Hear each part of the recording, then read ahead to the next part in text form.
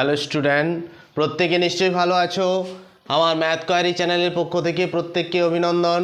আজ তোমাদের আমি দশম শ্রেণীর কোষে দেখি একের যে 5-এর দাগের পর থেকে অঙ্কগুলো দেখাবো।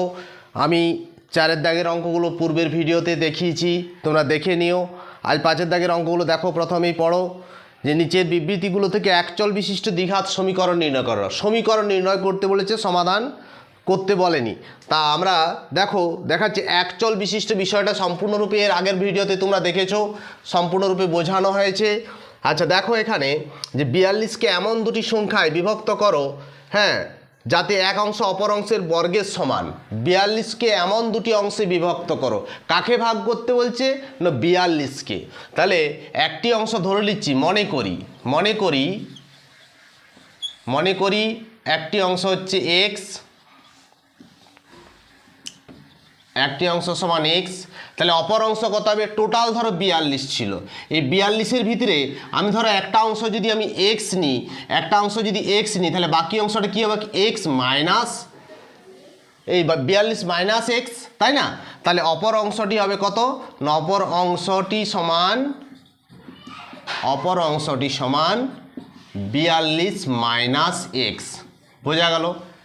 এরপর যেটা প্রশ্ন আছে তাকিয়ে দেখো, লেখা আছে কি যে একটি অংশ অপর অংশের বর্গের সমান। একটি অংশ অপর অংশের বর্গের সমান, একটি অংশ কত? এক্স। তাহলে শর্তানুযায়ী আমরা কি লিখব? শর্তানুসারে কি লিখব?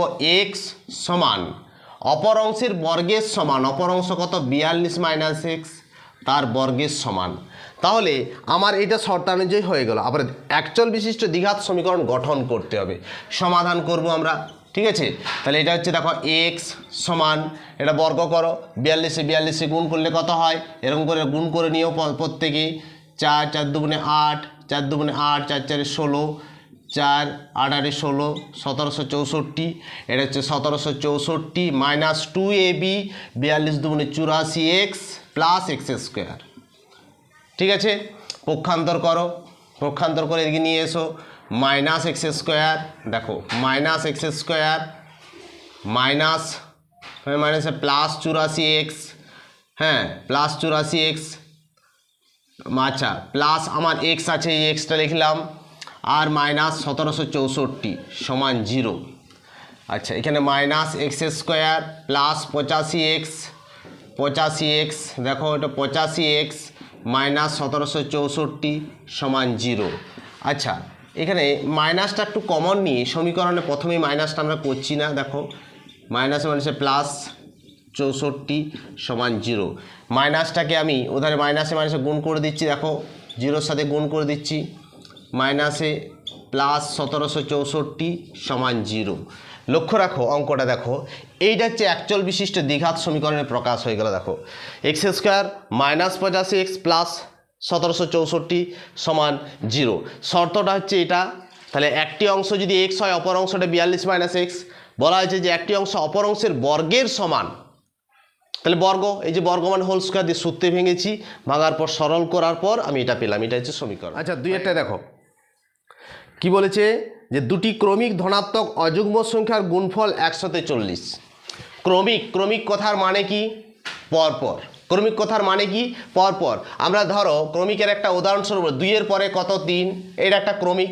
আমি 2-এর পর 4, 4-এর পর 6, 6-এর পর 8, এটাও একটা ক্রমিক, মানে একটা ক্রম। লক্ষ্য করো ভালো করে, এটা 1-এর পর পর আসছে, দেখো 2 3 4 5, এই যে ক্রম 1 করে ডিফারেন্স আছে, দেখো তার জন্য এটাও ক্রমিক, এটাও ক্রমিক, এইটাও ক্রমিক। আমরা যদি 3 করে ডিফারেন্স, তাহলে ক্রমিক এখানে ক্রমিক হচ্ছে এরকম সংখ্যাগুলোকে আমরা ক্রমিক সংখ্যা বলে থাকি।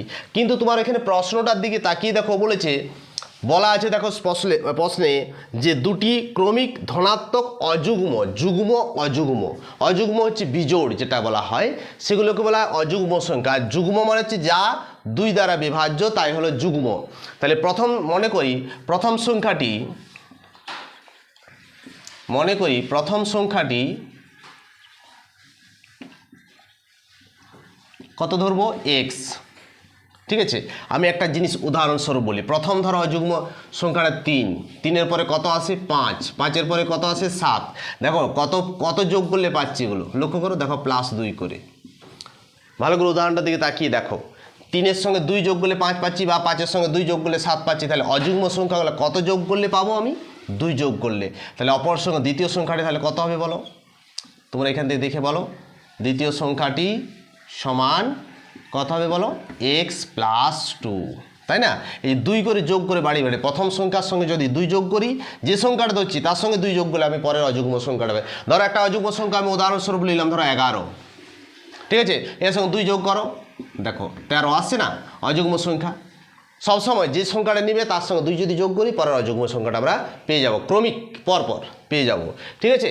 বিষয়টা একটু ভালো করে বুঝে নাও। এরপর শর্তানুযায়ী কি বলেছে দেখো, বলছে দুটি অযুগ্ম সংখ্যার গুণফল দেখো। তাহলে শর্তানুযায়ী আমরা কি করব? শর্তানুসারে বা শর্তানুযায়ী আমরা কি লিখব না, x × x + 2 দুটো সংখ্যার গুণফল দেওয়া আছে 143 আছে। এটা হলো শর্ত। দুটো সংখ্যার গুণফল সমান হবে কত? সেই গুণফলের মানটা কত হবে না 143। এরপর আমরা গুণ করে যাব, x² + 2x দেখো -143 সমান 0। দ্বিঘাত সমীকরণের আকারে একচল বিশিষ্ট একটা দ্বিঘাত সমীকরণের আকারে আমরা প্রকাশ করে দিলাম। এর পরের অঙ্কটাতে এসো, 5-এর দাগের 3-এরটাতে দেখো দুটি ক্রমিক সংখ্যার বর্গের সমষ্টি। আরও সেই ক্রমিক কথা এসেছে দেখো, ক্রমিক এখানে যুগ্ম অযুগ্ম জোড় বিজোড় বা এসব কোনো কথা আসেনি। ক্রমিক পরপর যে সংখ্যাটা নেবে, যেমন 2-এর পরের সংখ্যা 3, 3-এর পরের সংখ্যা 4, মানে কত করে যোগ করলে আমরা পাচ্ছি দেখো, প্রত্যেকটার সঙ্গে 1 যোগ করলে। যদি ধরো প্রথম সংখ্যা আমি 50 নিই, তারপরের সংখ্যা নিশ্চয়ই 51 হবে, কত যোগ করলে পাচ্ছি না 1। তাহলে মানে আমাকে কি করতে হবে, প্রথম যে সংখ্যাটা ধরবো তার সঙ্গে 1 যোগ করলে পরের সংখ্যাটা পাবো। এই হচ্ছে পদ্ধতি, ঠিক আছে? তাহলে যেহেতু ক্রমিক সংখ্যা বলেছে, প্রথম সংখ্যাটা আমরা ধরে নিচ্ছি, কত ধরবো? প্রথম সংখ্যাটা মনে করি, প্রথম সংখ্যাটি হচ্ছে x, সংখ্যাটি সমান x। আচ্ছা, অপর সংখ্যাটি হচ্ছে কত? অতএব পরের সংখ্যাটি কত হবে বলো? কত হবে? সিস্টেমটা অনুসারে x + 1 হবে। আবার শর্তানুযায়ী কী বলেছে ভালো করে পড়ে নাও।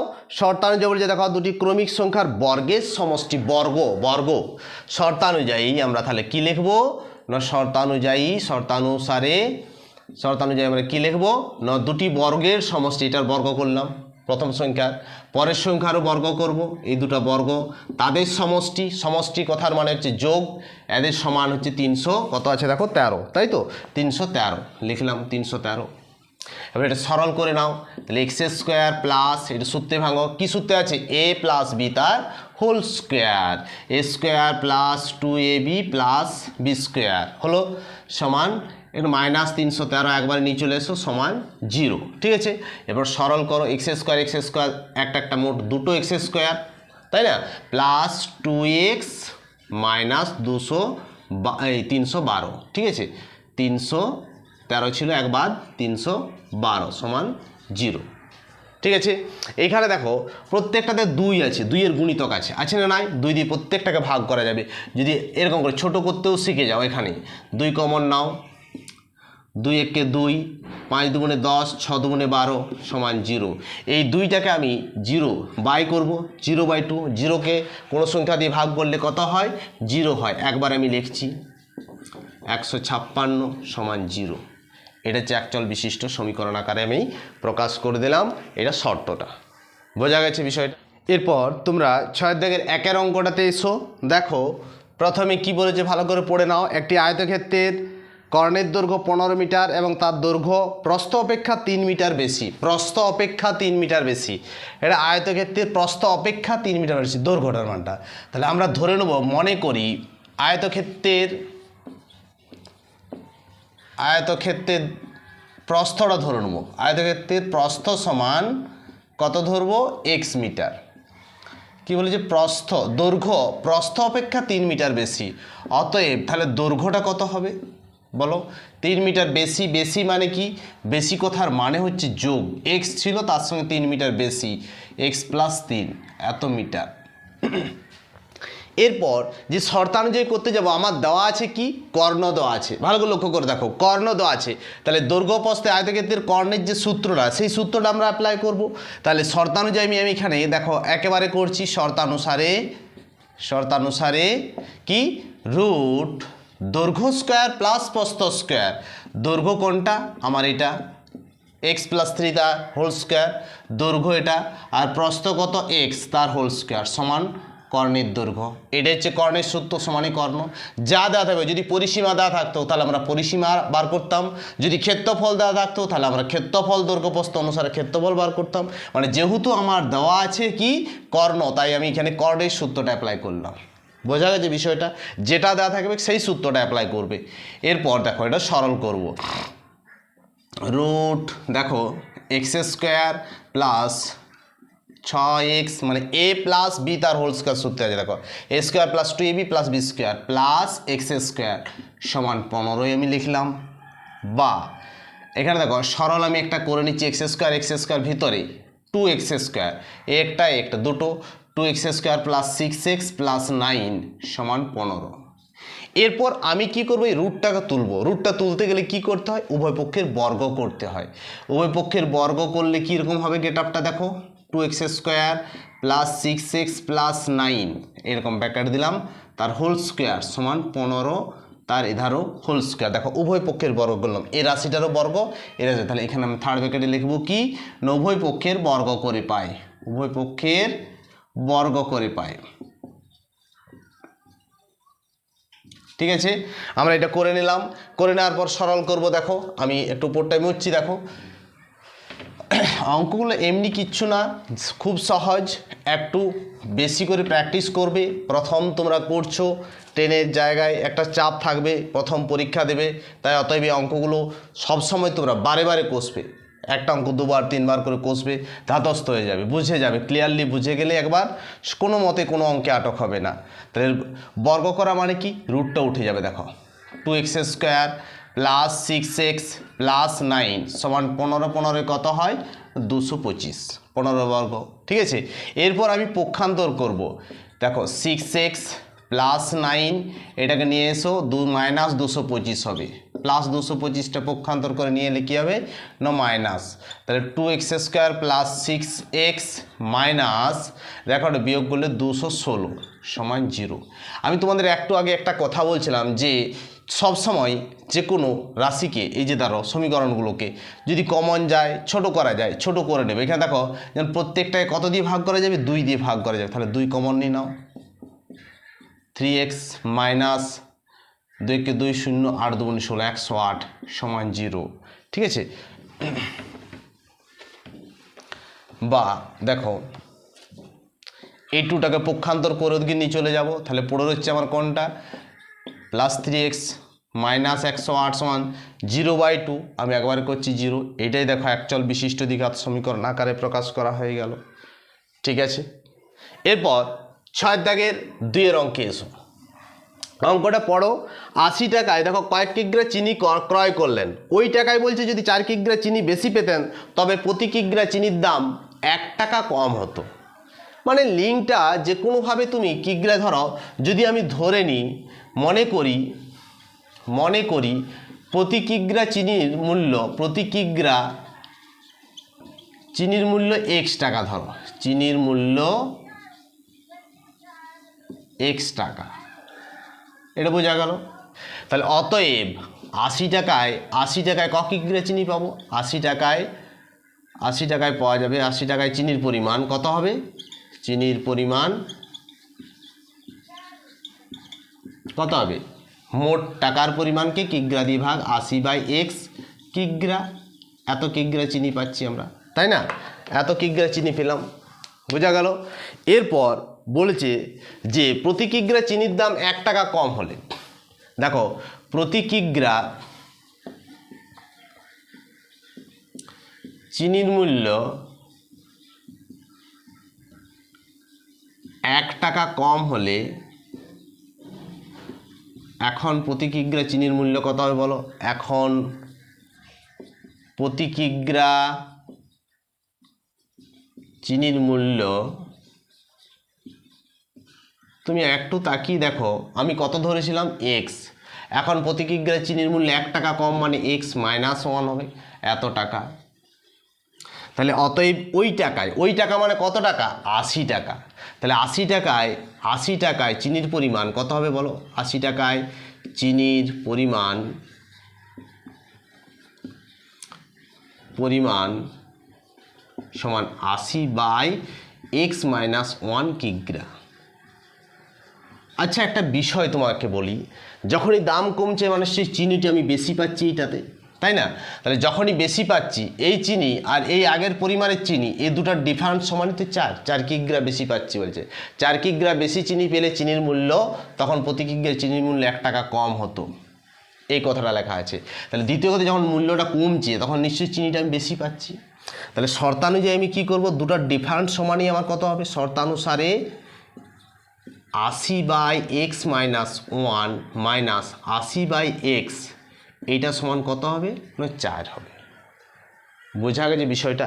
দ্বিতীয় ক্ষেত্রে যে পরিমাণ চিনি পাচ্ছি, প্রথম ক্ষেত্রে যে পরিমাণ চিনি পেয়েছিলাম, সে দুটার ডিফারেন্স সমান 4 দামের পার্থক্যের জন্য। এটাকে আমরা সমাধান করব। সমাধান করতে গেলে x × x-1 লসাগু, এই দুটো লসাগু হবে। তাহলে 80-র সঙ্গে দেখো x গুণ হচ্ছে, 80 × x মাইনাস 80 × x-1, দেখো x এ ভাগে ভাগে মিললো, x এ মিলে গেলো, তাহলে এটা ভাগফল, এটার সাথে গুণ, সমান 4। ঠিক আছে? আচ্ছা, আমি একটু উপরে করছি, জায়গাটা মুছে। অঙ্কগুলো একটু গভীরভাবে পড়বে, বিষয়গুলো প্রত্যেকটা পার্ট বুঝবে, বোঝার চেষ্টা করবে, দেখবে অঙ্কগুলো খুব সহজেই সমাধান হয়ে যাবে। আমি পুরোটা মুছছি না, দেখো তাহলে 80x মাইনাস 80x মাইনাস মানে সে প্লাস 80 বাই, এটা গুণ করলে কত হচ্ছে, x² মাইনাস x সমান 4। এখানে 80x প্লাস মাইনাস দেখো কেটে গেল, তাই না? এবার কড়াকড়ি গুণ করছি, আমি এই গুণটা আগে করছি, 4x² মাইনাস 4x সমান 80 এলো, বা 4x² মাইনাস 4x মাইনাস 80 সমান 0। ঠিক আছে? এরপর আমি তোমাদেরকে একটা কথা বলছি, অঙ্ককে সবসময় সরল করবে। দেখো এটা 4 দিয়ে ভাগ করা যাচ্ছে, প্রতিটা অংশকেই 4 দিয়ে ভাগ করা যাচ্ছে। দেখো যাচ্ছে না, যায় না? দেখো সরল করার সময় সমাধান যখন করবে, উৎপাদকে বিশ্লেষণ করবে, প্রত্যেকটাকে আগে ছোটো করে নেবে সরল করে। 4 কমন নিয়ে নাও, x² মাইনাস x মাইনাস 20 সমান 0। এই 4টাকে আমরা কি করব, এই 4টাকে আমরা 0/4 বাই পক্ষান্তর করে নিয়ে আসবো, তার মানে 0। এটা আমার এক সমীকরণটা গঠন হয়ে গেল, অঙ্কটা হয়ে গেল। প্রত্যেকে ভালো থেকো, আবার এই অঙ্কগুলো প্রতিনিয়ত প্র্যাকটিস করো। আর যদি আমার এই সমস্ত ভিডিওগুলো তোমাদের ভালো লাগে, প্রত্যেকেই লাইক, কমেন্ট ও সাবস্ক্রাইব অবশ্যই করবে। আমি মোটিভেট হই আরও তোমাদের অঙ্কগুলো যেমন ভালোভাবে দিতে পারি। ধন্যবাদ, ভালো থেকো।